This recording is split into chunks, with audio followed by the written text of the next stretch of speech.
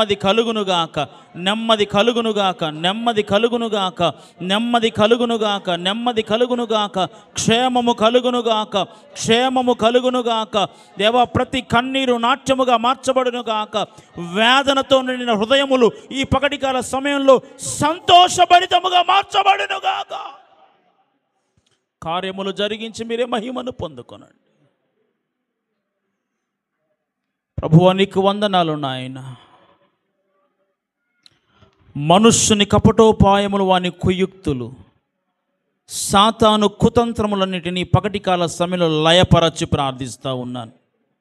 కుటుంబములలో క్షేమము కలుగునుగాకని పలుకుతా ఉన్నాను. యేసు సర్వశక్తి గల నామములో నెమ్మదిని, సమాధానమును ప్రకటించి ప్రార్థిస్తుండగా, దేవా, ఈ మధ్యాహ్న కాల సమయంలో ఎవరికైతే ఈ వాక్కు అవసరమై ఉందో నిశ్చయముగా వారి జీవితాల్లో సమాధానము ఏలుబడి చేయునుగాకని పలుకుతూ ఉన్నాను. సమాధానము నిశ్చయముగా ఏలుబడి చేయునుగాక, సమాధానము ఏలుబడి చేయునుగాక. నెమ్మది చేత నింపి బలపరచమని వేడుకొనొచ్చు. వాక్య భాగాలకు వెళుతుండగా ప్రభువా, వినగల చెవులను, గ్రహించగల మనస్సులను మీరు మాకు అనుగ్రహించి మీరే మహిమను పొందుకొనమని యేసు సర్వశక్తి గల నామములో ప్రార్థిస్తున్నాను తండ్రి. ఆమేన్, ఆమేన్, ఆమేన్, ఆమేన్, ఆమేన్. ఈ మంచి సమయాన్ని ప్రభు మనకు అనుగ్రహించినందుకై మనమందరం రెండు హస్తాలు పైకెత్తి ప్రభుకు స్తోత్రాలు చెల్లించుకుందాం. హల్లెలూయా, హల్లెలూయా. దేవుడు గొప్ప దేవుడు. ఆమేన్, హల్లెలూయా. మన జీవితములలో ఆయన కార్యములు చేస్తున్నటువంటి దేవుడు. ప్రభు సమయం కొరకు వేచి చూస్తూ, ప్రభు సమయం కొరకు మనము వేచి చూస్తూ నిలబడినట్లయితే మన జీవితాల్లో నిశ్చయముగా ఆయన తగిన కాలములో మనలను బలపరిచేటువంటి దేవుడు ఆయన. ఆమేన్, హల్లెలూయా, హల్లెలూయా. తగిన కాలములో మనల్ని హెచ్చించే దేవుడు, మనల్ని బలపరిచే దేవుడు. నిశ్చయముగా ఈ పగటికాల సమయంలో ఈ ప్రాంతములో సమాధానము ఏలుబడి చేయునుగాక. దేవుని సమాధానము ఏలుబడి చేయునుగాక. ఆమేన్, హల్లెలూయా. దేవుడు కార్యములు చేయుటకు సిద్ధముగా ఉన్నప్పుడు వాటిని పొందుకోవడానికి మనము కూడా సిద్ధము కలిగిన వారమై ఉండాలి. ఆమేన్, హల్లెలూయా. ఆయన మనకు సమీపముగా ఉన్నప్పుడు మనము ఆయనకు ఎలా ఉండాలి? సమీపస్థులముగా మార్చబడాలి. ఆమేన్, హల్లెలూయా. ఆయన కార్యాలు చేయడానికి మనకు సమీపముగా ఆయన ఉన్నప్పుడు మనము ఆయన సమీపములోనికి వెళ్ళడానికి మనం ఇష్టపడాలి. ఆమేన్. మనము దేవునికి అవైలబుల్గా ఉండాలి. ఆమేన్, హల్లెలూయా. మనము దేవునికి ఎలా ఉండాలి? అవైలబుల్గా ఉండాలి. దేవునికి ఎప్పుడైతే నీవు నేను అవైలబుల్గా ఉండగలుగుతామో ఖచ్చితంగా దేవుడు మన జీవితాల్లో తగిన కాలములో కార్యాలు చేస్తాడు. దేవుడు నీ జీవితంలో, నా జీవితంలో మొదట గమనించేది ఏంటంటే మనము ఆయనకు అవైలబిలిటీగా ఉన్నామా లేదా అని చూస్తాడు. ఆమేన్, హల్లెలూయా, హల్లెలూయా. ఎంత బిజీ షెడ్యూల్ ఉన్నా సరే దేవునికి సమయాన్ని కేటాయించలేనంత బిజీ ఎవరికి కూడా ఉంటుందా? ఉండదు. ఎంత బిజీ షెడ్యూల్ అయినా సరే, ఆఖరికి అమెరికా ప్రెసిడెంట్ అయినా కూడా ఆదివారం మందిరానికి వెళ్ళొచ్చిన తర్వాతే పనులు చూసుకుంటాడు. మీరు చూసారు ఎప్పుడన్నది? వీడియోలు కానీ ఫొటోస్ కానీ చూసారా? గమనిస్తే మీకు అర్థమవుతుంది. అమెరికా ప్రెసిడెంట్ కూడా ఆదివారం ఖచ్చితంగా మందిరానికి వెళ్తాడు. మందిరంలో ఆయన ఏదో అమెరికా ప్రెసిడెంట్ అని చెప్పేసి స్టేజ్ల మీదనో లేకపోతే ముందు వరుసలో కూర్చోబెట్టరు. ఎవరు ముందు పోతే వాళ్ళదే ముందు వరుస. మనం ఏం చేస్తామంటే ఒక సీటు రిజర్వేషన్ చేసి పెడతాం అక్కడ. ఎందుకంటే ఆ సీటు పలానా వ్యక్తిది, వాళ్ళే కూర్చోవాలి, వాళ్ళే రావాలి, వాళ్ళు రాకపోతే ఆ కుర్చీ ఎంటీ అంతే. కొన్ని మందిరాల్లో అక్కడ పులిపీటి మీద ఒక బల్ల ఒక చైర్ వేసి పెడతారు. ఆ చైర్ ఎవరికట? ఆ చైర్ ఎవరికి? దేవునికి, పరిశుద్ధాత్మ దేవునికి అని చెప్పి పెడతారు. వస్తాడా? ఎందుకని వస్తాడు? కూర్చుంటాడు. ఎప్పుడు? పరిశుద్ధాత్మ దేవునికి అనుగుణంగా నువ్వు నడిపించబడ్డప్పుడు. ఆమేన్, హల్లెలూయా. సో మన జీవితాల్లో మనము కూడా ఏం చేయాలనంటే దేవునికి అవైలబుల్గా ఉండాలి ఎప్పుడు కూడా. ఆమేన్, హల్లెలూయా. దేవుడు అంచె దినాల్లో, కడవరి దినాల్లో మన పట్ల ఆయన అనేకమైన కార్యాలు చేయడానికి సిద్ధంగా ఉన్నప్పుడు మనము ఆయనకు దగ్గరగా మార్చబడితే అసాధ్యము అనబడినవన్నీ కూడా సాధ్యము చేయగలిగినటువంటి దేవుడు ఆయన. ఆమేన్, హల్లెలూయా, హల్లెలూయా. ఈయన మీద దేవుడు మనకి ఈ పరిచర్యను ఇచ్చాడు. ఈ పరిచర్యను ప్రారంభించిన నాటి మొదలు నేటి వరకు కూడా దేవుడు సంఘం పట్ల, సంఘ బిడ్డల పట్ల అనేకమైన కార్యాలు చేస్తూ వస్తున్నాడు. ఆమేన్, హల్లెలూయా. ఈయన మీద నుంచి ఆ పాత మందిరం కాంచి వెళ్ళగొట్టబడుతున్నప్పుడు దేవుడు ఇక్కడ మనకు స్థలం ఇస్తాడన్న నమ్మకం కూడా మనకి లేదు. నిజంగా వాస్తవం చెప్పాలంటే మిరియాలు కూడా చుట్టుపక్కల మొత్తం వెతికాం, కానీ దేవుడు ఎక్కడిచ్చాడు మనకి? ఈయన మీదనే ఇచ్చాడు. ఎందుకంటే ఇది దేవుడు ఎన్నిక చేసిన స్థలం. ఆమెన్, హల్లెలూయా. దేవుని ఉద్దేశం ఇక్కడ ఉంది కాబట్టి దేవుడు ఇక్కడే స్థిరపరుస్తాడు. దేవునికి నీ పట్ల ఒక ఉద్దేశం ఉంటే దేవుడు ఖచ్చితంగా నిన్ను స్థిరపరుస్తాడు. ఆయన ప్రణాళికలో, ఆయన మార్గములో నిన్ను నిలబెడతాడు, అంతే. ఆమెన్, హల్లెలూయా. దేవుని ఉద్దేశాల్లోంచి ఎప్పుడు కూడా మనము తప్పిపోవద్దు. ఆమెన్, హల్లెలూయా.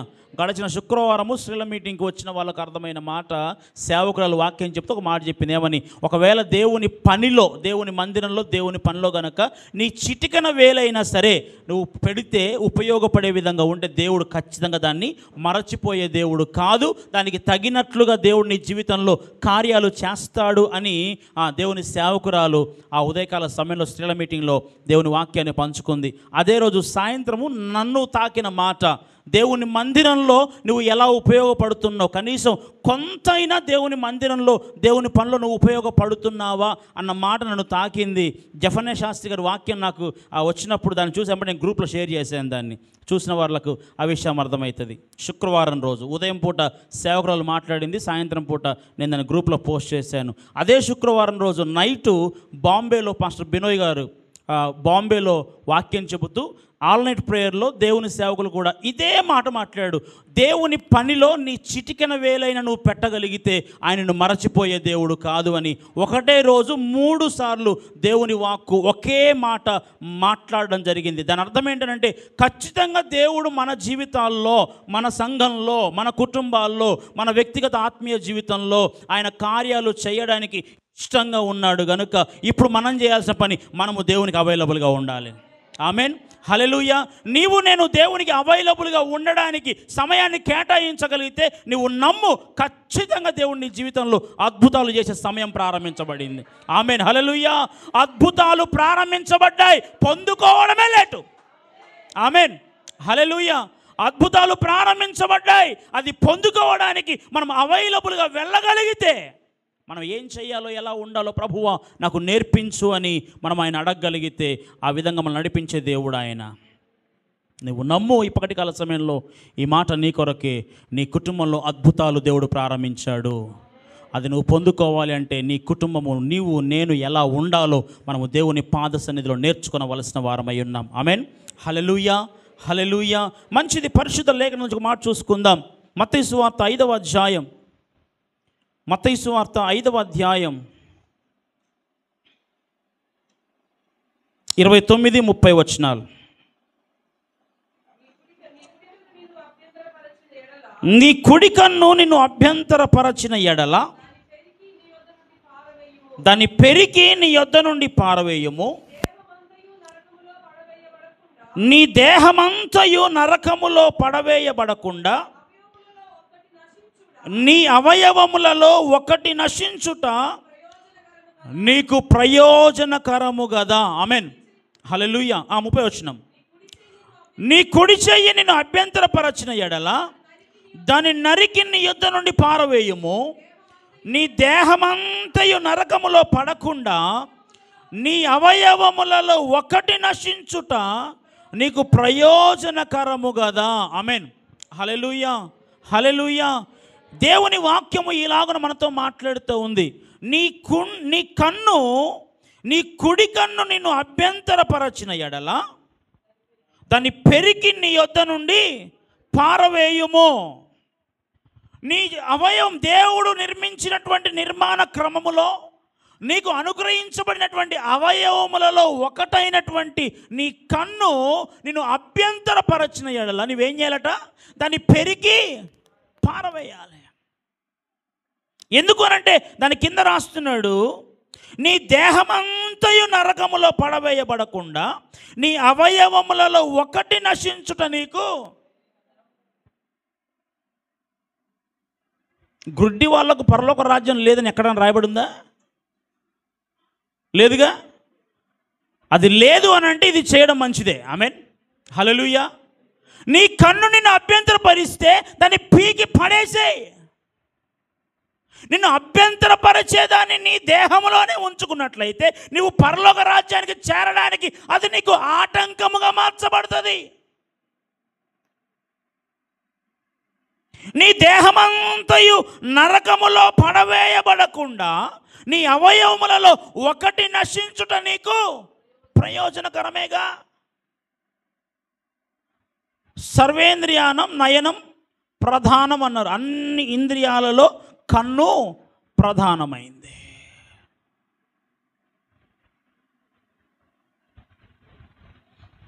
నీ దేహములో ఉంచబడినటువంటి ఆ కన్ను ఒకవేళ నిన్ను అభ్యంతరపరిచి నీ ఆత్మీయ స్థితిని పతనావస్థకు తీసుకువెళ్ళే విధంగా ఉన్నట్లయితే ఆ కన్ను నీకు లేకుండా ఉండడమే మంచిది. కళ్ళున్న వారి కంటే కళ్ళు లేని వారు దేవుని పరిచర్య ఇంకా ఘనంగా చేస్తున్నారు. ఆమేన్, హల్లెలూయా. మనము దేవుని పనిలో ముందుకు సాగడానికి మనకు అన్ని ఆటంకాలే చూపిస్తాం. సహోదరుడు నిక్ ఉన్నాడు కదా, ఎలా ఉంటాడు? 2 చేతులు ఉండవు, 2 కాళ్ళు ఉండవు. అంటే ఉన్నాయి కూడా ఎలా ఉంటాయంటే దగ్గరికి ఉంటాయి. దానివల్ల ఉపయోగం ఏది కూడా లేదు. కానీ ప్రపంచవ్యాప్తంగా తిరిగి దేవుని సేవ ఘనంగా చేస్తూ ఉన్నాడు. మనకు అన్నీ ఉన్నా కష్టమే. అభ్యంతరపరిచేది ఏదైనా ఉంటే దాన్ని మనలోనే ఉంచుకోవడానికి ఇష్టపడతాం చాలాసార్లు. నిన్ను అభ్యంతరపరిచేది ఏదైనా నీలో ఉంటే దాన్ని తీసి బయట వేయాలంతే. ఒకవేళ అభ్యంతరపరిచేదాన్ని నీలోనే ఉంచుకున్నావు అనుకో, అది నిన్ను పరలోక రాజ్యానికి వెళ్లకుండా ఆటంకపరుస్తుంది. ఆమేన్, హల్లెలూయా. దేవుని వాక్యం స్పష్టంగా మనతో మాట్లాడుతున్న మాట, నీ కుడి కన్ను నిన్ను అభ్యంతరపరచిన ఎడల ఏం చేయాలట? పెరికి దాన్ని నీ యొద్ద నుండి పారవేయము. నీ దేహమంతయు నరకములో పడకుండా నీ అవయవములలో ఒకటి నశించుట అది నీకు ప్రయోజనకరమేగా. స్తోత్రం, హల్లెలూయా. చెట్టుకు కాసిన పండ్లలో ఏదన్నా ఒకటి కుళ్ళిపోయింది, ఇంకోదాన్ని అంటుకుంది అనుకో మంచిదానికి, ఆ కుళ్ళిపోయింది పోతే పోయిందిలే, మంచిది పక్కనే ఉంది కదా అని నువ్వు అలాగే ఉంచుతావా? దానికి ఖరాబ్ అయిందని పడేస్తావా? ఖరాబ్ అయిందని తీసేస్తావు. చెట్టులో ఒక కొమ్మ అది ఏ విధంగానైనా నష్టపోతే దాన్ని తీసేస్తావా, అట్టే ఉంచుతావా? చెట్టు ఎదుగుతుంది, మంచి పూలు పండ్లు వస్తూ ఉన్నాయి, దానికి పురుగు పట్టింది, ఇప్పుడు దాన్ని పురుగు మందు కొడతావా, పోతే పోయింది అనుకుంటావా? దాన్ని అలాగే వదిలేస్తే చెట్టు మొత్తం కూడా నాశనం అయిపోతుంది. ఏది ఆటంకమో ఏది అభ్యంతరకరమో దాన్ని తీసివేయడానికి ఇష్టపడాలి. ఆమేన్, హల్లెలూయా. ఈ పగటికాల సమయంలో నా జీవితంలో ఏదైతే అభ్యంతరకరంగా ఉందో అది మన నుంచి దూరమగునుగాక. దేహమంతా నరకములో పడుట కంటే అవయవములలో ఒకటి నశించుట మనకు ప్రయోజనకరం. ఆమేన్, హల్లెలూయా. అది మనలో లేకుండా ఉండడమే మంచిది. ఆమేన్, హల్లెలూయా. ఆ 30వ వచనంలో అంటాడు, నీ కుడి చెయ్యి నిన్ను అభ్యంతరపరచిన ఎడల దాన్ని నరికి నీ యొద్ద నుండి పారవేయము. నీ దేహమంతా నరకంలో పడుట కంటే నీ అవయవములలో ఒకటి నశించుట నీకు ప్రయోజనకరం కదా. ప్రియ దేవుని బిడ్డ గమనించు, ఈ పగటికాల సమయంలో నిన్ను అభ్యంతరపరుస్తున్నది ఏది? నిన్ను ఆటంకపరిచేది ఏది? దేవుని సన్నిధిలో ఎదగకుండా, దేవుని సన్నిధిలో నీ మేళ్లను అనుభవించకుండా, నీ ఆత్మీయ జీవితంలో వృద్ధి పొందకుండా, ఆత్మీయ మేళ్ళు పొందలేకుండా ఏదైతే నీ జీవితాన్ని, నీ కుటుంబాన్ని అడ్డగిస్తూ, ఆటంకపరుస్తూ, అభ్యంతరపరుస్తుందో అదేంటో నీవు ఎరిగితే దాన్ని పీకి పక్కన పడేసేయాలట. ఆమేన్, హల్లెలూయా. అందుకని హెబ్రీ పత్రికలో చేదైన వేరు ఏదైనా నాలో ఉంటే దాన్ని తీసివేయి ప్రభు అంటాడు. ఒకవేళ చేదైన వేరు ఒకటైనా నీలో ఉంటే నీ దేహమంతా కూడా చేదుమయంగా మారిపోద్ది. నిన్ను నష్టపరిచేది ఏది కూడా నీలో ఉండడానికి నువ్వు అవకాశం ఇవ్వద్దు. ఆమేన్, హల్లెలూయా. నిన్ను నష్టపరిచేది ఏదైనా సరే నీలో ఉంటే నువ్వు దాన్ని అనుమతించకూడదు. ఆమేన్, హల్లెలూయా. యెషయా గ్రంథంలో ఒక మాట ఉన్నాడు. యెషయా గ్రంథం 53వ అధ్యాయము 10వ వచనం ఒకసారి. యెషయా గ్రంథం 53వ అధ్యాయం 10వ వచనం.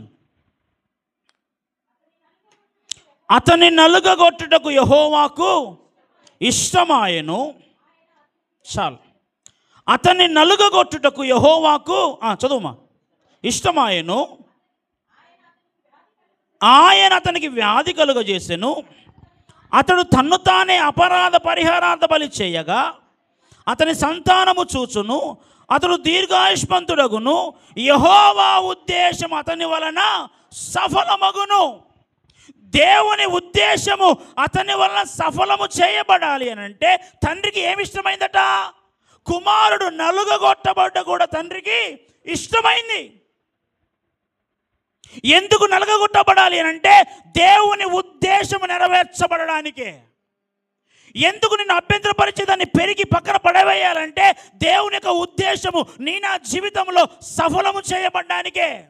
తండ్రి అయిన యెహోవా దేవుడు కుమారుడైన యేసుక్రీస్తు ప్రభువుని ఈ లోకంలో పంపించిన ఉద్దేశము సఫలము చేయబడాలి అని అంటే అతడు నలుగగొట్టుటకు ఆయనకు ఇష్టమైందని రాయబడింది. నా జీవితంలో నలుగగొట్టబడితే అది మనకు దీవెనే. ఆమేన్, హల్లెలూయా.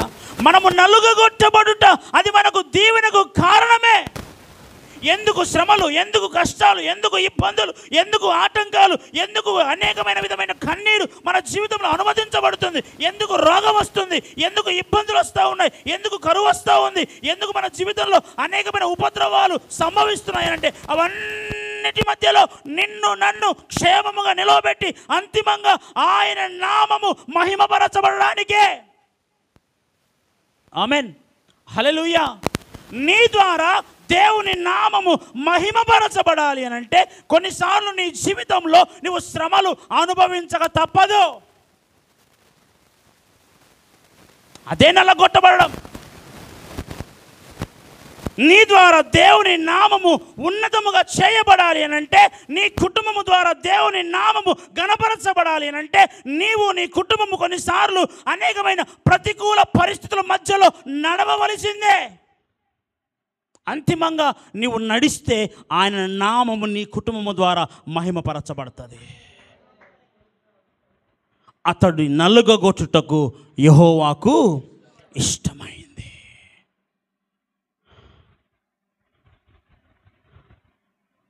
నువ్వు ఎన్నడూ అనుభవించినంత వేదన, కన్నీరు, కష్టము నీ జీవితంలో ఎదురవుతూ నువ్వు భరిస్తున్నావనంటే నువ్వు భరిస్తున్న కారణము చేత నీ ద్వారా దేవుని నామము మహిమపరచబడుతుంది. ఆమేన్, హల్లెలూయా. మనము కూడా మన ఆత్మీయ జీవితాల్లో నలుగగొట్టబడడానికి ఇష్టపడాలి. యేసుక్రీస్తు ప్రభువారు తన్ను తాను అపరాధ పరిహారార్థ బలిగా అర్పించుకున్నాడని రాయబడింది. నలుగొట్టబడ్డాడు, వ్యాధి అనుభవించాడు, వ్యసనక్రాంతునిగా మార్చబడ్డాడు. అవన్నీ జరిగినా కూడా అది తండ్రికి ఇష్టముగానే మార్చబడింది. ఇప్పటి కాల సమయంలో మనం నేర్చుకోవాల్సిన మాట, మనల్ని అభ్యంతరపరుస్తున్నది ఏదో అది మన నుంచి తీసివేయబడడానికి మనం ఇష్టపడాలి. ఆమేన్, హల్లెలూయా. ఆ కన్ను లాగే ఉంచబడి నువ్వు నరకంలో పడవేయబట్ట కంటే ఒక అవయవము నశించుటది మనకు ప్రయోజనకరం. చూద్దాం. అదే మత్తయి సువార్త 6వ అధ్యాయం, మత్తయి సువార్త 6వ అధ్యాయము 22-23 వచనం చూద్దాం ఒకసారి. దేహమునకు దీపము కన్నే గనుక నీ కన్ను తేటగా ఉండిన ఎడల నీ దేహమంతయు వెలుగుమయమై ఉండును. నీ కన్ను చెడినదైతే నీ దేహమంతయు చీకటిమయమై ఉండును.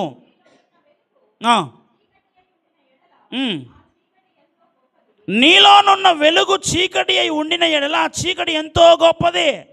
చాలు.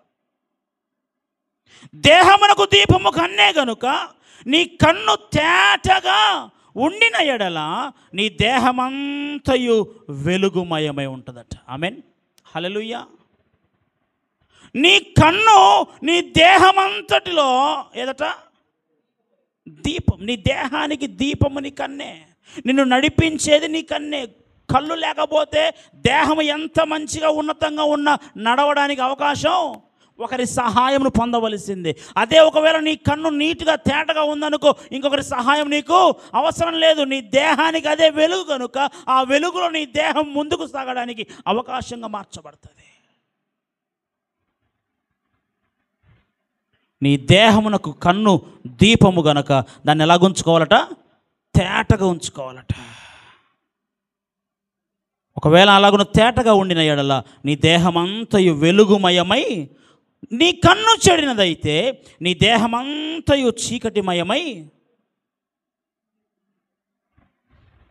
ఆత్మీయ జీవితంలో నేత్రములు అత్యంత ప్రాముఖ్యమైనవి. శరీర సంబంధమైన నేత్రములు మన దేహమునకు వెలుగుగా మార్చబడితే, ఆత్మ సంబంధమైన మనోనేత్రాలు అది మన ఆత్మీయ జీవితానికి వెలుగుమయముగా మార్చబడుతుంది. ఆమేన్, హల్లెలూయా. మనోనేత్రాలు వెలిగించబడితే నువ్వు దేవుని మార్గాలేంటో ఎరుగగలుగుతావు. మనోనేత్రాలు వెలిగించబడగలిగితే దేవుని మార్గంలో నీవు నడవగలుగుతావు. నీ మనోనేత్రాలు వెలిగించబడితేనే నీవు దేవుని కట్టడలు ఆజ్ఞలేంటో ఎరుగగలుగుతావు. దానిలో గుండా నీవు ప్రయాణించగలుగుతావు. ఆమేన్, హల్లెలూయా. అందుకని ఎప్పుడు కూడా నీ కన్ను ఒకవేళ నేను అభ్యంతరపరిస్తే నువ్వు దాంతో కాంప్రమైజ్ కావద్దు. ఎప్పుడు కూడా మన దేహమందు ఉన్నటువంటి ఏ అవయవముతోనైనా సరే మనము కాంప్రమైజ్ కావద్దు. ఒకవేళ నీ కన్నుతో నువ్వు కాంప్రమైజ్ అయ్యావనుకో, నీ కన్ను ద్వారా పాపము చేయడానికి అవకాశం ఉంటుంది. ఒకవేళ నీ కుడి చేయితో నువ్వు కాంప్రమైజ్ అయ్యావు కనుకో, నీ కుడి చేతితో పాపం చేయడానికి అవకాశం ఉంటుంది. ప్రియ దేవుని బిడ్డ, ఎప్పుడైనా సరే నీ దేహమందుంచబడిన అవయవములలో దేనితో కూడా నువ్వు కాంప్రమైజ్ కావద్దు, కమిట్ కావద్దు. Don't commit, it is better consult. Amen. Commit అవ్వడం కంటే కన్సల్ట్ అవ్వడమే మంచిది. ఎవరిని కన్సల్ట్ అవ్వాలి? నిన్ను బాగు చేసేవాడు ఎవడో ఆయన్ని కన్సల్ట్ అవుతే నీ జీవితంలో అద్భుతాలు చూస్తావు. ఆమేన్.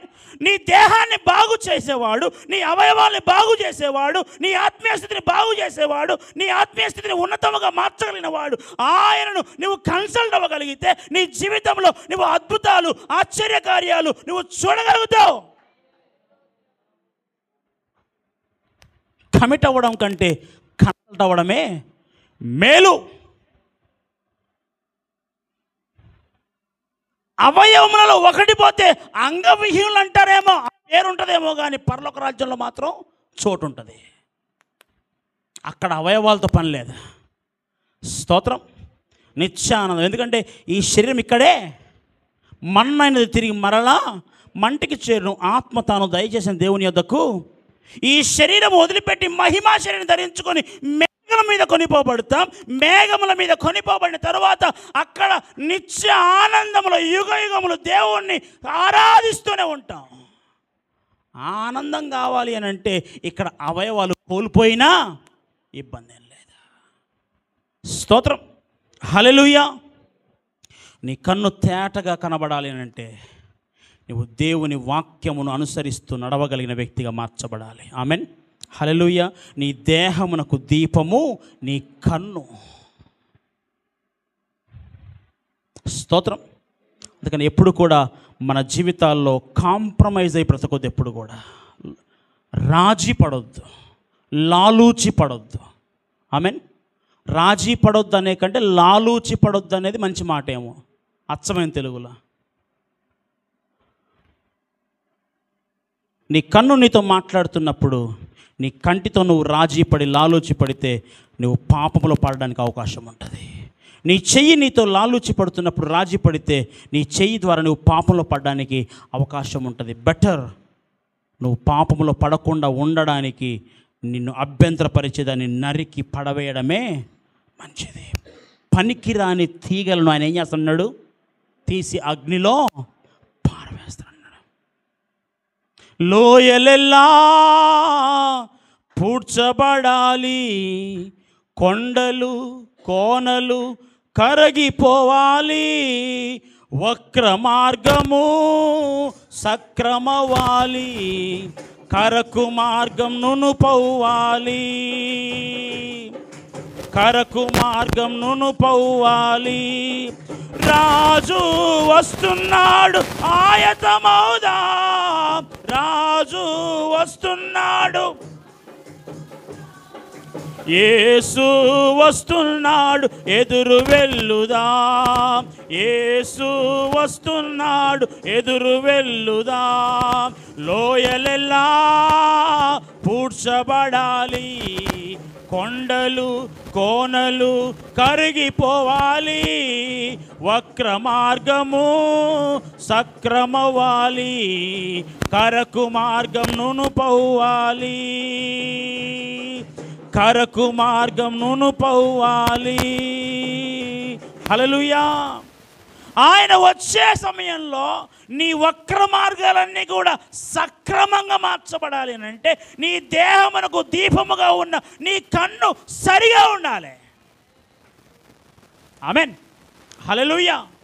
నీ దేహమునకు దీపముగా ఎంచబడుతున్న నీ కన్ను సరిగా ఉంటే దేవుని సరి అయిన మార్గం ఏంటో నువ్వు ఎరుగగలుగుతావు, ఆ మార్గంలో నువ్వు నడవగలుగుతావు, తద్వారా నువ్వు పరలోక రాజ్యానికి చేరగలుగుతావు.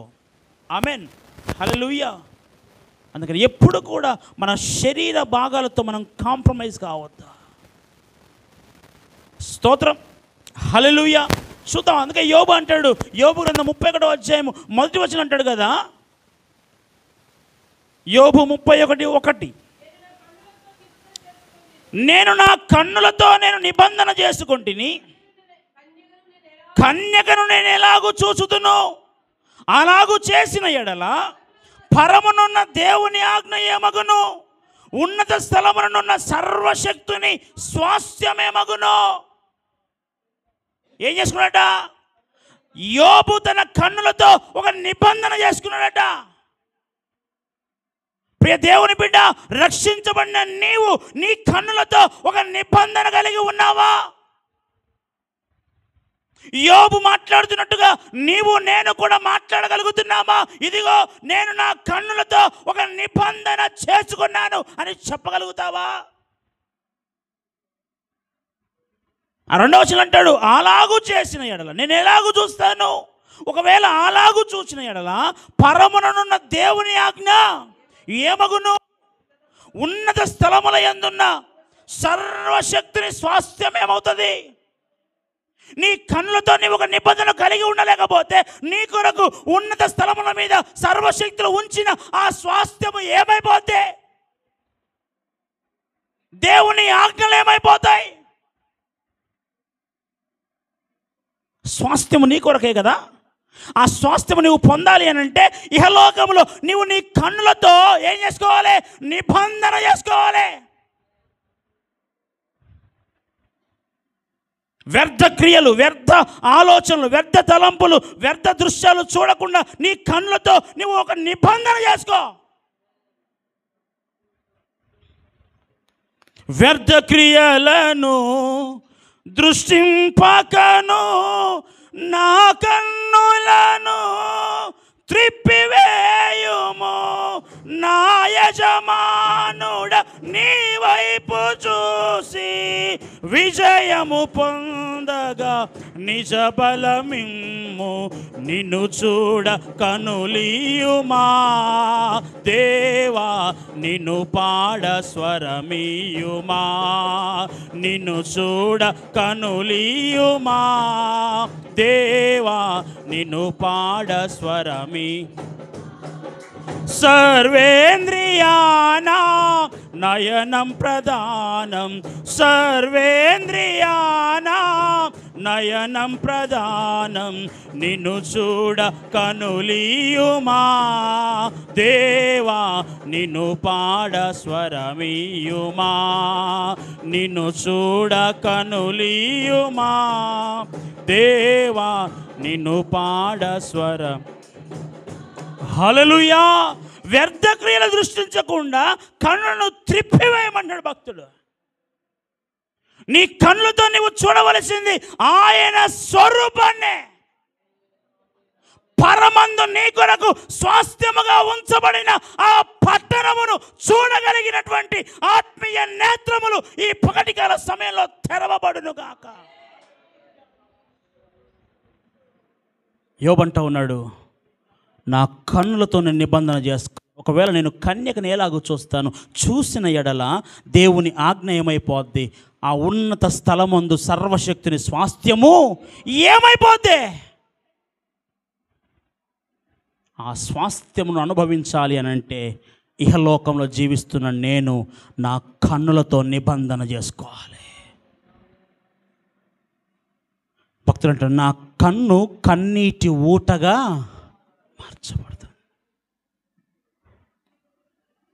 నీ కన్ను కన్నీటి ఊటగా మార్చబడితే నీ అంతరంగంలో కల్మషమంతా కూడా కొట్టివేయబడుతుంది. కన్నీటి ద్వారా లోపల ఉన్నటువంటి చెత్త చెదారం అంతా కూడా బయటికి వెళ్ళిపోద్ది.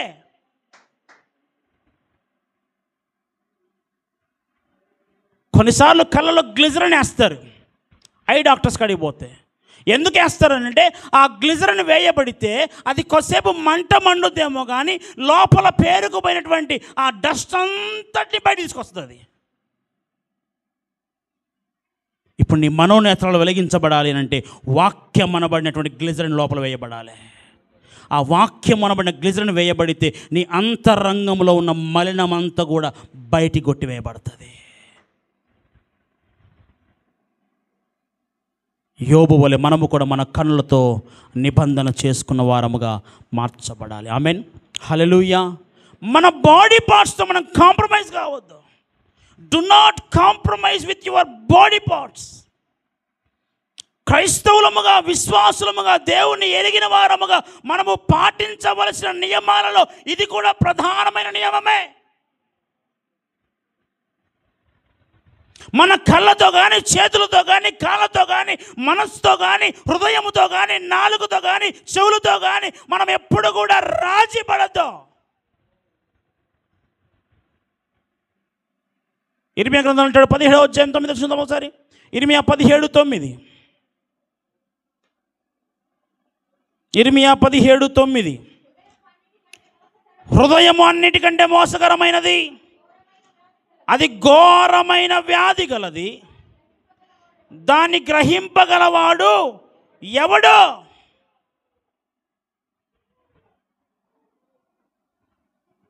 ఆమెన్, హల్లెలూయా. హృదయము అన్నిటికంటే మోసకరమైంది, అది ఘోరమైన వ్యాధి గలది, దాన్ని గ్రహింపగలిగిన వాడు ఎవడు కూడా లేడట. అంతరంగములో ఉన్నదాన్ని మనుష్యుడు అనబడిన వాడు ఎవడు కూడా ఎరుగకపోవచ్చేమో కానీ ప్రతి మానవ అంతరంగములో దాగి ఉన్న ప్రతి రహస్యములను ఎరిగిన వాడు హృదయ పరిశోధకుడు ఒకడున్నాడు. ఆయనకు సమస్తం తెలుసు. నీ అంతరంగంలో దాగబడి ఉన్నవి ఏవైనా సరే నీ ప్రక్కన ఉన్న వారికి తెలియకపోవచ్చేమో కానీ నీ అంతరంగమును దాచబడి ఉన్న సమస్తము కూడా పరమందున్న వానికి తెలుసు. ఆయన పేరే హృదయ పరిశోధకుడు. ఆయన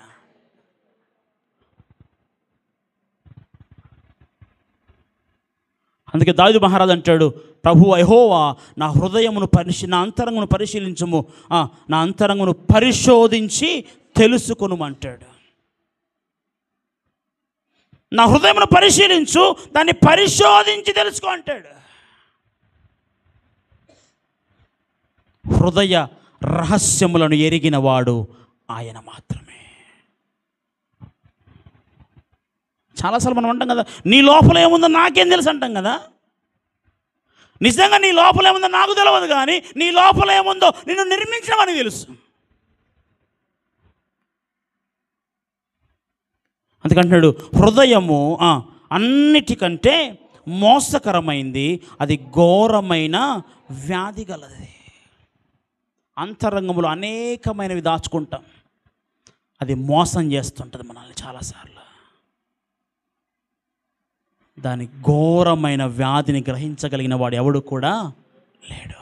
దాని కింద అంటాడు 10వ వచనంలో, ఒకని ప్రవర్తనను బట్టి వాని క్రియల ఫలము చొప్పున ప్రతీకారము చేయుటకు యెహోవా అను నేను హృదయమును పరిశోధించువాడను, అంతరింద్రియములను పరీక్షించువాడను. ఆమెన్, హల్లెలూయా, హల్లెలూయా. అంటే ఒకని ప్రవర్తనను బట్టి వాని క్రియల ఫలము చొప్పున ప్రతీకారము చేయుటకు యెహోవాను నేను హృదయమును ఘోరమైన వ్యాధి కలిగిన మోసకరమైన హృదయములో దాచబడి ఉన్నదాన్ని కూడా ఎరిగి పరిశోధించి పరీక్షించువాడు ఆయనే.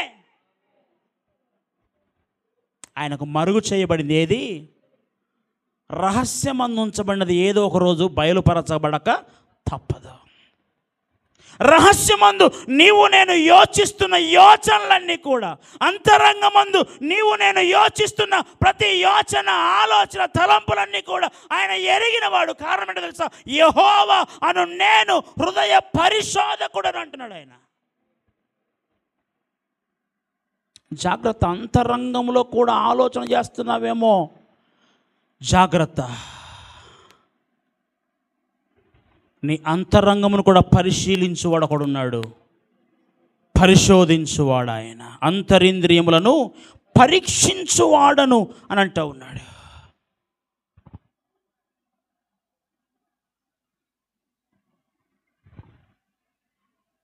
మన జీవితాల్లో ఏదైతే మనల్ని అభ్యంతరపరుస్తుందో వాటిని మనం తీసివేసుకోవాలి.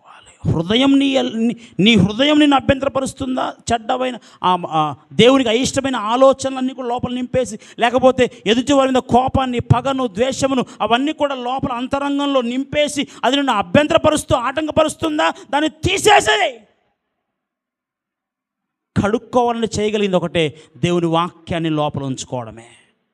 నీ ఎదుట నేను పాపము చేయకుండానట్లు నా హృదయంలో నీ వాక్యమును ఉంచుకొని ఉన్నానంటాడు. దేవుని వాక్యము నీ హృదయంలో ఉంటే దేవుని ఎదుట మనం పాపం చేయడానికి అవకాశం ఉండదు.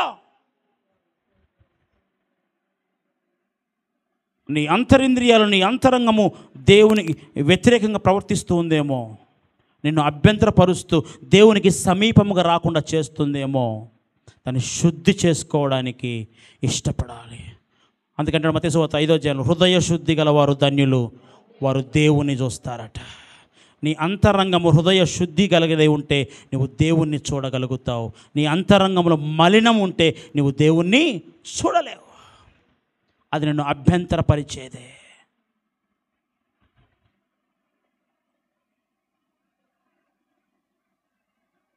చాలాసార్లు మన ఆత్మీయ జీవితాల్లో, ప్రభువా ఒక్కసారైనా నాకు నీ స్వరూప దర్శనాన్ని అనుగ్రహించు ప్రభువా, ఒక్కసారైనా నాకు కనబడు ప్రభు అని ప్రార్థన చేస్తున్నామా లేదా?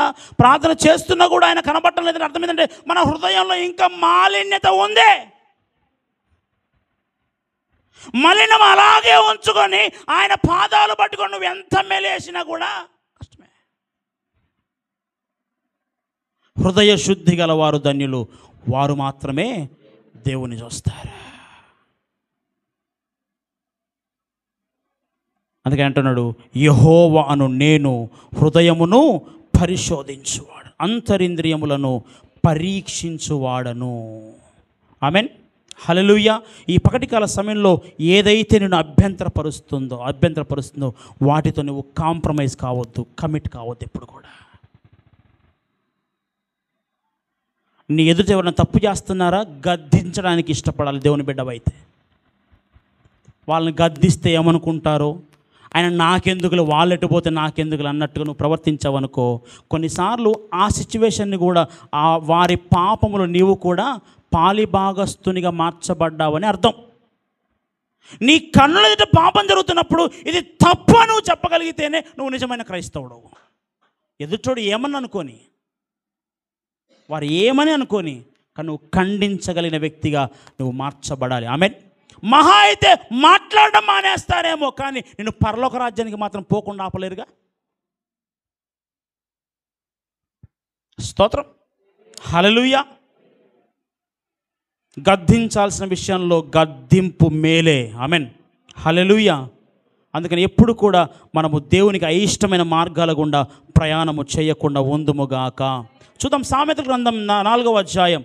సామెతల గ్రంథము 4వ అధ్యాయం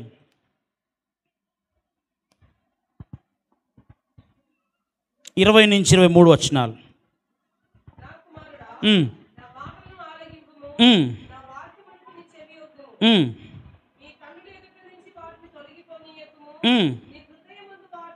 నీ హృదయమందు వాటిని భద్రము చేసుకొనుము, దొరికిన వారికి అవి జీవమును, వారి సర్వ శరీరమునకు ఆరోగ్యమును ఇచ్చును. నీ హృదయములో నుండి జీవధారలు బయలుదేరును. కాబట్టి అన్నిటికంటే ముఖ్యముగా నీ హృదయమును భద్రముగా కాపాడుకో. ఆమెన్, హల్లెలూయా. నీ హృదయములో నుంచి జీవధారలు బయటకు వస్తాయట. నీ హృదయములో నుంచి అనగా ఇతరులను బ్రతికించే ధార నీ అంతరంగములో నుంచి వస్తుంది. కనుక నువ్వు అన్నిటికంటే ముఖ్యముగా నీ హృదయాన్ని ఏం చేయాలట? భద్రంగా కాపాడుకోవాలి. ఆమెన్, హల్లెలూయా. దాని కింద 24 వచనంలో మూర్ఖపు మాటలు నోటికి రానియకుము, పెదవుల నుండి కుటిలమైన మాటలు రానియకుము. నీ అంతరంగమందు భద్రం చేసుకో. దేని భద్రం చేసుకోవాలి? నీ కన్నుల ఎదుటి నుండి వాటిని తొలగిపోనీయకుండా ఉండాలి. దేన్ని? దేవుని మాటలు. ఆమెన్, హల్లెలూయా. నా వాక్యములకు 20 వచనం, నా వాక్యములకు నీ చెవి యొగ్గుము, నీ కన్నుల ఎదుటి నుండి వాటిని తొలగిపోనీయకుము, నీ హృదయమందు వాటిని భద్రము చేసుకో. అవి దొరికిన వారికి అవి జీవమును, వారి సర్వ శరీరమందు ఆరోగ్యమును ఇచ్చును. నీ హృదయములో నుండి జీవధారలు బయలుదేరును. కాబట్టి అన్నిటికంటే ముఖ్యంగా నీ హృదయాన్ని ఏం చేయాలట? భద్రంగా కాపాడుకోవాలి. శరీరంగా నువ్వు నిలబడి నువ్వు జీవించి ఉన్న వ్యక్తిగా నువ్వు అగుపడాలి అని అంటే నీ హృదయం ఏం చేయాలి? ఎప్పుడు కూడా పని చేస్తూనే ఉండాలి. ఆమెన్, హల్లెలూయా. నీ గుండె ఎప్పుడైతే కొట్టుకోవడం ఆగిపోద్దో, నీకెంత బలమున్నా, నీకెంత ధనమున్నా, ఎంత బలగమున్నా, ఎంత అందమున్నా, ఎంత అనుభవించడానికి ఎంత పెద్ద స్థితి ఉన్నా కూడా నీ గుండె పని చేయడం అంటే భద్రంగా లేకపోతే నువ్వు ఏం చేస్తావు?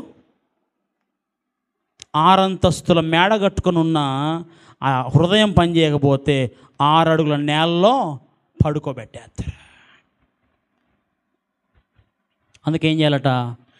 దేహంలో ఉన్న ఈ దీపం ఆరిపోకముందే ప్రభు అయిన యేసు యొక్క మార్గాలేంటో ఎరిగగలిగిన వ్యక్తులుగా మార్చబడాలి. మనిషిగా మనం ఈ లోకంలోనికి మట్టి చేత నిర్మించబడి వచ్చాం. తిరిగి మరలా మంటికే మనం వెళ్ళిపోతాం. ఈ మధ్యలో ఉన్న క్రమంలో మనము దేవుని చిత్తమేంటో ఎరిగి ఆయన చిత్తానుసారంగా ప్రవర్తించాలి. ప్రభువా, నీ చిత్తమేంటో, నీ చిత్తము చేయుట నాకు నేర్పించు ప్రభువా అని మనం అడగాలి. ఆమెన్, హల్లెలూయా. దేవుని చిత్తమేంటో ఎరిగి అడిగి దాని ప్రకారంగా నడుచుకోగలిగితే నీవు నేను పరలోక రాజ్యానికి వెళ్ళడానికి మార్గము సుగమం చేయబడుతుంది. నేను అభ్యంతరపరిచేది ఏదైతే ఉందో ఈ పగటి కాల సమయంలో దాన్ని ఏం చేయాలట? దూరంగా తీసేయాలి, తీసి బయట పడేసేయాలంతే. హృదయమును భద్రంగా కాపాడుకోవాలి. అన్నిటికంటే ముఖ్యంగా ఏం చేయాలట? హృదయాన్ని భద్రంగా కాపాడుకోవాలి. చూద్దాం ఇంకా దేన్ని భద్రంగా కాపాడుకోవాలి, లేకపోతే మనల్ని అభ్యంతరపరిచేది ఇంకా ఏమున్నాయన్న విషయాన్ని మనం గమనిద్దాం. యాకోబు పత్రిక 3వ అధ్యాయం, యాకోబు పత్రిక 3వ అధ్యాయం 4 నుంచి 8 వచనాలు.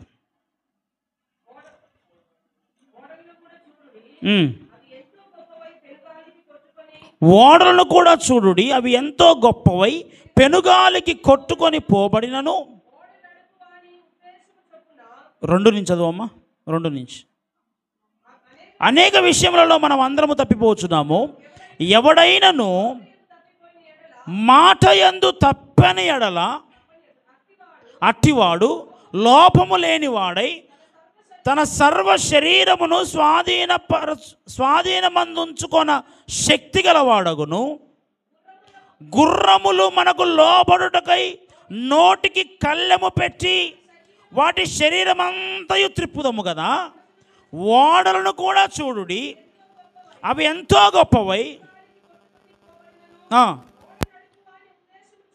ఓడ నడుపు వాని ఉద్దేశము చొప్పున మిక్కిలి చిన్నదగు చుక్కాని చేత త్రిప్పబడును. అలాగుననే నాలుక కూడా చిన్న అవయవమైనను బహుగా తిరిపడును. ఎంత కొంచెము నిప్పు ఎంత విస్తారమైన అడవిని తగలబెట్టును. నాలుక అగ్నియే, నాలుక మన అవయవములలో ఉంచబడిన పాప ప్రపంచమై సర్వ శరీరమునకు మాలిన్యము కలుగజేయుచు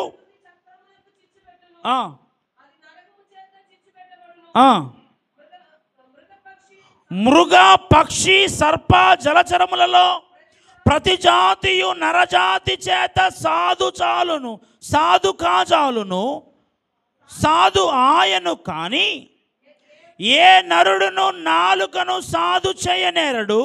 అది మరణమైన విషముతో నిండినది, అది నిరర్గళమైన దుష్టత్వమే. ఆమేన్, హల్లెలూయా. చాలు. మానవుని శరీర అవయవములలో అతి చిన్నదైన అవయవము నాలుక.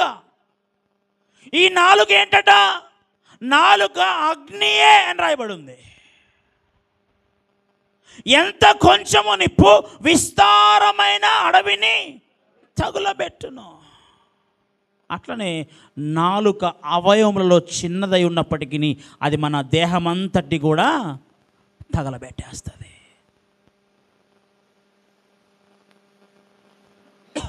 దాని పై వచనం రాయబడిన మాట మనం గమనిస్తే, గుర్రములు మనకు లోబడుటకై నోటికి కళ్ళెము పెట్టి వాటి శరీరం అంతా కూడా, గుర్రము మన మాట వినాలంటే, గుర్రపు స్వారీ చేసామని మాట వినాలంటే వాడు ఏం చేస్తాడు? దాని కళ్ళకి ఏం పెడతాడట? ఏం పెడతాడు? కళ్ళెం పెడతాడట. దాని నోటికి కళ్ళెము పెట్టి దాని శరీరం అంతా ఏం చేస్తాడు? త్రిప్పేస్తాడు. మీరు పాతకాలంలో గమనిస్తే గుర్రాన్ని స్వారీ చేసేటప్పుడు గుర్రం వెళ్ళేటప్పుడు ఏం చేస్తాడంటే, అది ఇటు అటు చూడకుండా ఫస్ట్ కళ్ళకు గంతలు కట్టేస్తాడు, ఆ తర్వాత నోటికి కళ్ళెం పెట్టేస్తాడు. దానికి ఎదురు చేసినట్టే దాని తల మీద నుంచి గడ్డిని అదేం చేస్తాడు, అది తినే ఆహారాన్ని ముందుకు ఇలా పెడతాడు దానికి అందకుండా. అదేంటంటే ఆహారాన్ని అందుకోవాలని చెప్పేసి అది ముందుకే వెళ్తూ ఉంటుంది దిక్కులు చూడకుండా. అప్పుడు వీడు వెళ్ళవలసిన గమ్యస్థానానికి వాడు వెళ్ళడానికి దాన్ని ఎటు తిప్పితే వెళ్ళిపోతుంది. తన నోటికి కళ్ళెము పెట్టి తన శరీరం అంతా కూడా వానికి అనుకూలంగా త్రిప్పేస్తాడు. అట్లనే ఓడలను గమనిస్తే ఓడ ఎంత పెద్దగా ఉన్నా సరే దాన్ని నడిపే నాయకుడు ఏం చేస్తాడంటే చిన్న చుక్కాని చేత దాన్ని సరి చేస్తాడు. అది ఏ దిశగా ప్రయాణించాలో ఆ దిశగా వెళ్ళడానికి అందులో అమర్చబడిన చుక్కాని అది మార్గదర్శిగా మార్చబడుతుంది. దాన్ని నడిపించేవాడు నాయకుడే. చుక్కాని ఎటు తిప్పితే అది అటు ప్రయాణిస్తుంది. దాన్ని ఆపరేట్ చేసేవాడు దాని ఓడ నాయకుడే. ఆమెన్, హల్లెలూయా. అలాగుననే నాలుక కూడా చిన్న అవయవమైనను అది బహుగా అధిరిపడు అంటే అతిశయపడుతుంది. ఈ నాలుకకున్న అతిశయము ఎవరికి కూడా లేదు. ఇక ఏ జలచరానికి ఏ జీవరాశికి లేనంత అతిశయము మానవుని శరీరంలో ఉన్న నాలుక ఉందట. ఆమెన్. దీన్ని మన కంట్రోల్ ఉంచుకోవాలి. ఇది మన కంట్రోల్ లేదనుకో ఇది ఇష్టం వచ్చినట్టుగా మాట్లాడుద్ది, ఇది అదిరిపడుతుంది, అనగా అతిశయపడుతుంది. ఇది ఎంతగా అతిశయపడుతుందో నీ ఆత్మీయ స్థితి అంతగా దిగజారిపోద్ది.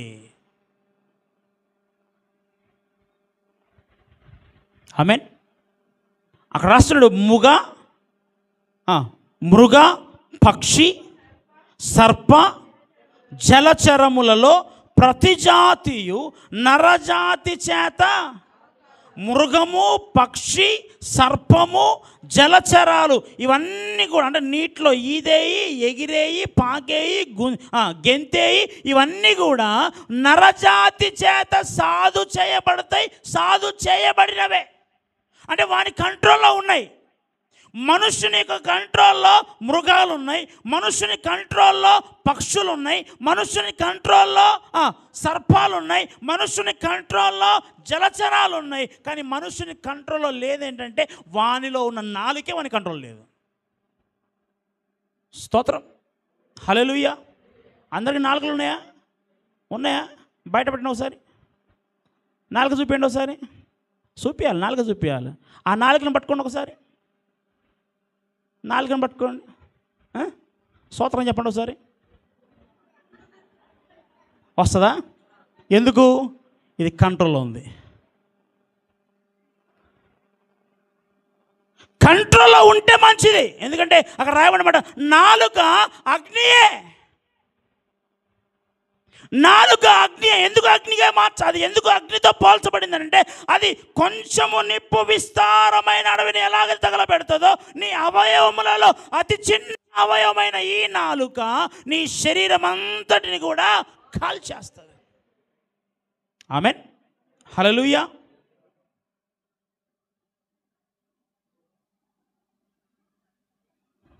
ఇది మనం ఎలా తగలబడుతుంది అంటే, మాలిన్యాన్ని మనకు అంటే విధంగా ప్రవర్తిస్తుంది. ఈ నాలుక కంట్రోల్ లేకపోతే శరీరానికి మాలిన్యం, నీ ఆత్మీయ స్థితికి మాలిన్యం, నీ ఆత్మీయ ఎదుగుదలకు ఆటంకం. నరుని చేత మృగము, పక్షి, సర్పము, జలచరాలు సాధు చేయబడ్డాయి, కానీ ఆ నరునికి సాధ్యపడింది ఒకటే, అది వాని నాలుక. దాన్ని ఇప్పటి వరకు కూడా సాధు చేయలేకపోయాడట. స్తోత్రం, హల్లెలూయా. సగటున ఒక మనిషి ఎన్ని పదాలు మాట్లాడతాడు రోజుకి? ఎన్ని పదాలు మాట్లాడతాడు? లెక్క పెట్టుకున్న ఎప్పుడన్నా లేచిన దగ్గర నుంచి?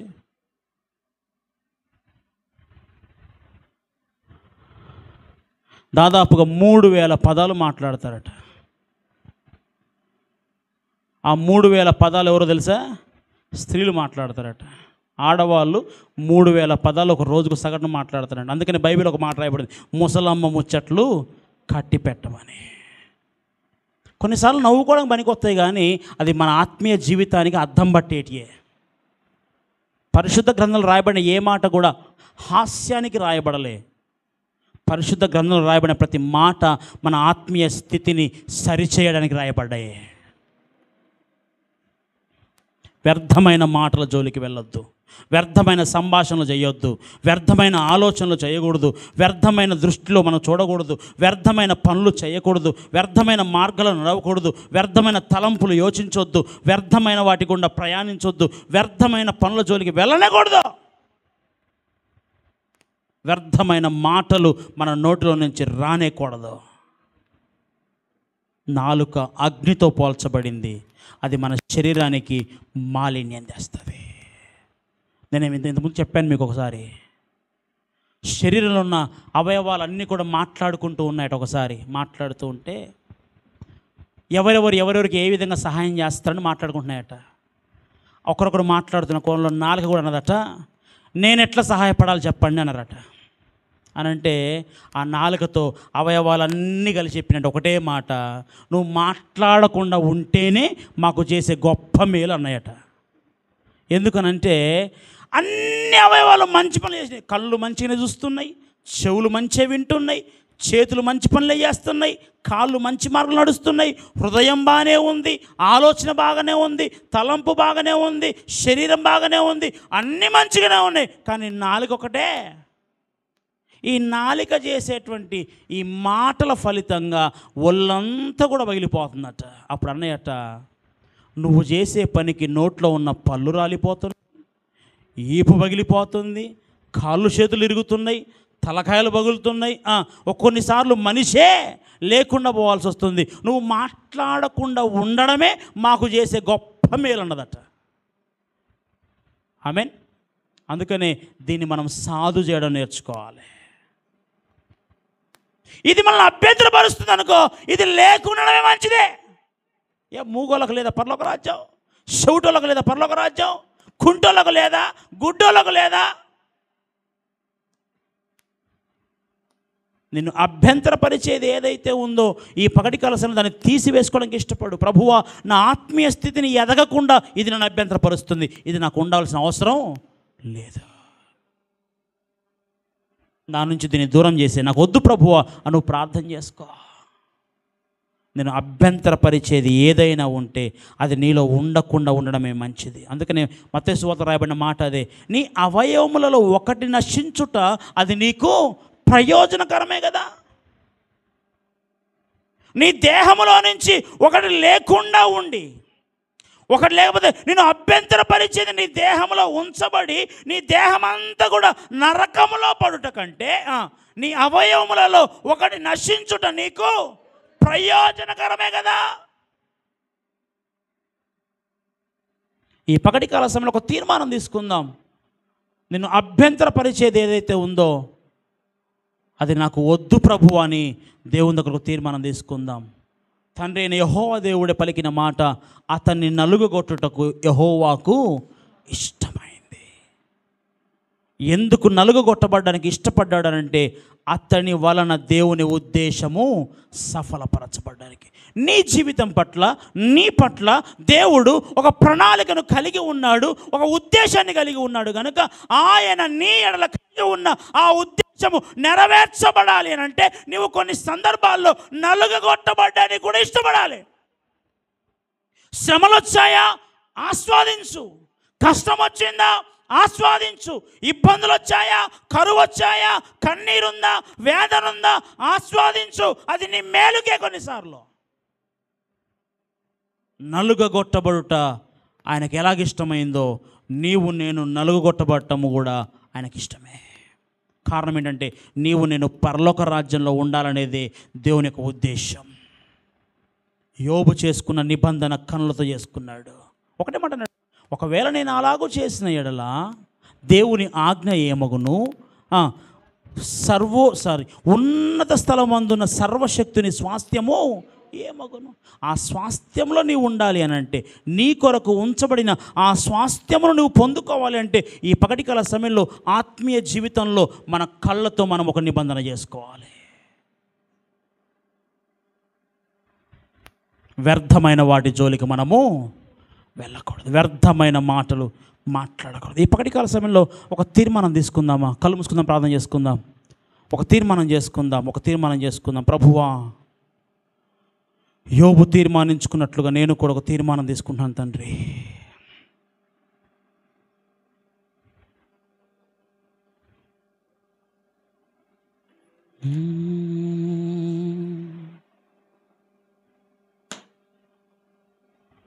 జీవితంలో నీలా ఉండాలని యేసు నాలో ఎంతో ఆశ ఉన్నది. తీరునా నా కోరిక చేరితి ప్రభు పాదాల చెంత. తీరునా నా కోరిక చేరితి ప్రభు పాదాల చెంత. జీవితంలో నీలా ఉండాలని యేసు నాలో ఎంతో ఆశ ఉన్నది. ప్రియ దేవుని బిడ్డ, ఒక తీర్మానం తీసుకో. ఒకవేళ నీలో నువ్వు విడిచిపెట్టలేనంత వ్యసనం ఏదైనా ఉందేమో, నువ్వు దూరము చేసుకోలేనంత ఇబ్బంది, నిన్ను అభ్యంతరపరిచేది ఏదైనా నీలో ఉందేమో, ఒక తీర్మానం తీసుకో. దేవుడు అంటూ ఉన్నాడు, నీ దేహమంతా నరకములో వేయబడుట కంటే నీ అవయవములలో ఒకటి నశించుట నీకు ప్రయోజనకరమే. నిన్ను అడ్డగించేది, ఆటంకపరిచేది ఏదైతే ఉందో ఈ పగటి కాల సమయంలో దాన్ని విడిచిపెట్టడానికి ఇష్టపడు. ఇదిగో ప్రభువా, నా ఆత్మీయ స్థితిని ఎదగకుండా, నేను నా కుటుంబము దేవుని సన్నిధిలో ఎదగకుండా, ఇది ఫలానా విషయము నాకు అభ్యంతరకరంగా ఉంది, దాన్ని వదిలేస్తున్నా. కోపమైన, ద్వేషమైన, అసూయ అయినా, మత్సరమైన, ఎటువంటి ఇబ్బందికర స్థితి అయినా, లేకపోతే నీ అవయవమే ఒకసారి నీకు అభ్యంతరకరంగా ఉందేమో, ఏ అవయవం అభ్యంతరకరంగా ఉందో అట్టి దాని మీద ఒక జయమును పొందడానికి ప్రభువుకు సమర్పించు. ఏది నిన్ను అభ్యంతరపరుస్తుంది? నీ నాలుక, నీ కన్న, నీ చెయ్య, నీ నోర, నీ కాల, నీ హృదయమా, నీ మనస్స, నీ తలంప, ఏది నిన్ను అభ్యంతరపరుస్తుంది? విడిచిపెట్టు, విడిచిపెట్టు. అభ్యంతరపరచబడేదాన్ని ఉంచుకుని నరకము, దేహమంతా వెళ్ళి నరకములోనికి వెళ్ళడం కంటే నీవు జీవములోనికి వెళ్ళటమే అది నీకు మేలు. ప్రభు పాదాలు పట్టుకో.